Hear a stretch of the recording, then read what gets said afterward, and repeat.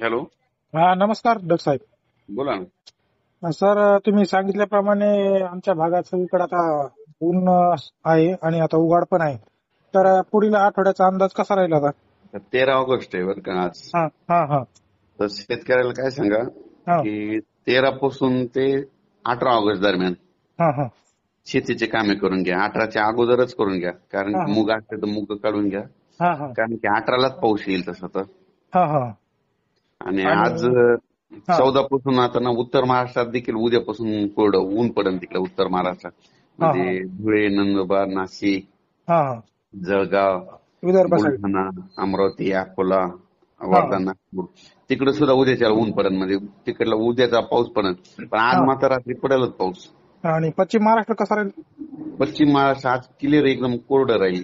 फक्त असं. एखादी सर येईल समजा काही हा काही हा ठिकाणी, तुरळक ठिकाणी. हा, पण आज स्थानिक कोरडं वातावरण. म्हणून पश्चिम महाराष्ट्र, कोकणपट्टी आज थोडं हा कोरडं राहील.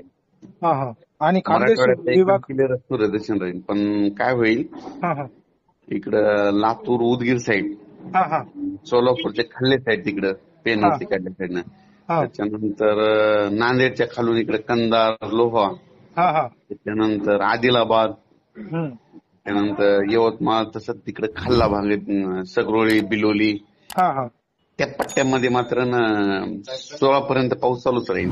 हा आणि खानदेश विभागात कसा राहील? हा? खानदेश विभाग. खानदेश युगामध्ये उद्याच्या ऊन पडणार आहे, हा हा कडक आता ऊन सध्या पडणार आहे.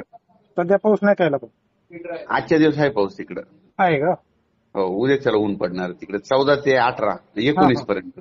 हा हा बरं, शेतकऱ्याला महत्वाचा संदेश म्हणजे तोच, आता मूग काढणीला आले असते. 5-6 दिवसात मुग आलेच तर काढून घ्या, फवारणी करून घ्या, खतं घालून घ्या, हा कारण हा की लगेच 18ला पाऊस येणार. तसं 19ला येणार आहे, हा हा पण काय तिकडे 18ला सुरुवात होईल. पाऊस कसा राहील तेव्हा अंदाज? 18चा येणारा जोरात पाऊस येणार. मग सुरुवातच सातारा सांगेल तिकडे, मग जोरात पूर परिस्थिती नाही म्हणून पुन्हा. असं आहे का?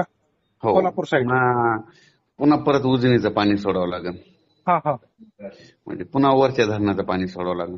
हा हा ठीक आहे, धन्यवाद सर.